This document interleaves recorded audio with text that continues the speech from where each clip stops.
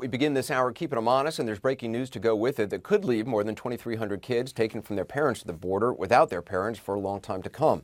More on that shortly, but first, the ceremony that preceded it, President Trump reversing course on the policy, his own policy, that led to their separation. It was not, however, any kind of a mea culpa, far from it. There was no admission today that it was his policy choice, not the underlying law or the inaction of other presidents that precipitated this blow-up. Instead, he billed what he was doing as an act of courage, his own courage, of course, as well as something of a gift. Okay. You're going to have a lot of happy people.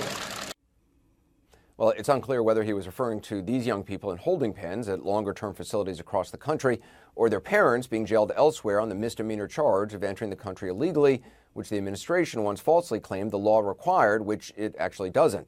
What is clear, however, is that by signing the document, President Trump, with a stroke of his pen, demolished claims that he and his administration have actually been making day after day as hundreds more children were taken about how little they could do about any of it.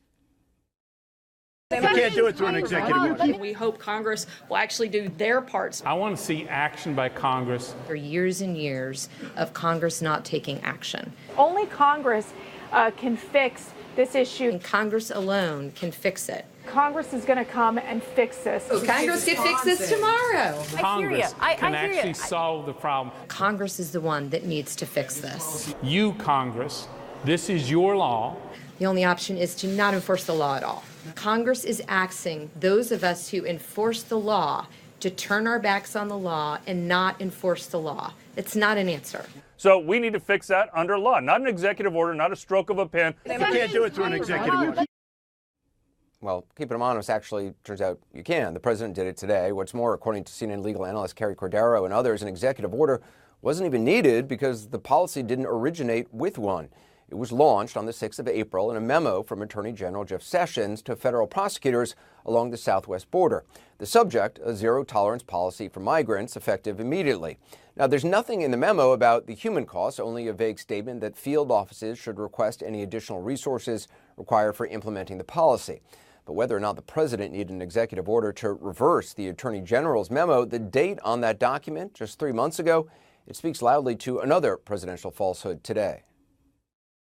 This has been going on for 60 years. 60 years. Nobody's taken care of it. Nobody's had the political courage to take care of it, but we're going to take care of it. But it's been going on for a long time. Now, 60 years certainly is a very long time. It's 60 years. It's a whole lot longer than 3.5 months. All of it during his administration that this has actually been going on. And just to be charitable and assume the president was talking about the underlying law, well, that's only been around for 10 years and was never enforced this way until now. So it's hard to see exactly what he meant again.